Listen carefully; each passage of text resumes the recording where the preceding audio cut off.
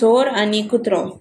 एक चोर चोरी करपा खातीर जेन्ना सावकाराच्या घरा कडेन गेल्लो तेन्ना सावकारालो कुत्रो ताचेर भोंकूंक लागलो. तो ओग्गी रावपाचो म्हूण चोरान ताका एक बाकरेचो कुडको उडयलो, पुणून कुत्र्यान तो खालो ना. ताणें चोराक म्हणलें, "तूं हांगा चोरपाक आयिल्ला हें खूब वायट काम केलां तुवें. ते भायर तुवें म्हाका बाकरेचो कुडक्याच्या लांच दिल्या हें जाल्यार चडूच वायट काम.